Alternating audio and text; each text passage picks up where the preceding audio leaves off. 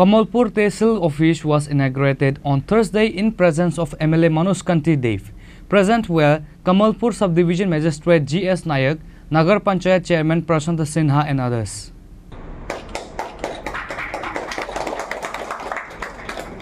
On this day, MLA Manoj Kanti Dev inaugurated the newly constructed building of Kamalpur Tehsil office by cutting a ribbon.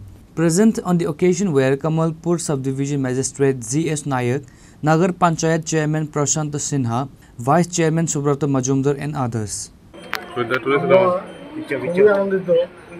কমলপুরের বহু পুরনো tehsil office ভেঙে নতুন building করেছেন।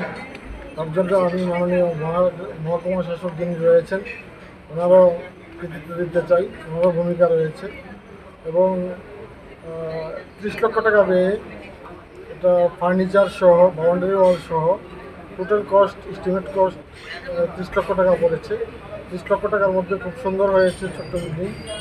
তো এতে মানুষের সুবিধা হবে, যারা অফিসিয়াল স্টাফ রয়েছেন তাদেরও সুবিধা হবে এবং যারা তহসিলে আমাদের নিয়মিত যোগাযোগ থাকে, নিয়মিত আসতে হয়, ভোটার লিস্টে কাজ হয়, সংশোধন করতে হয়, নতুন নাম তুলতে হয়, তাছাড়া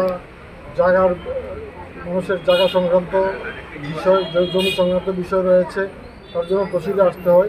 তহসিল অফিসটা সুন্দর হওয়ায় যা কমলপুর শহরের বুকে হয়েছে, খুবই আমরা আজকে আনন্দিত করি। Report by Biplab from Huaychi, Nikhorang.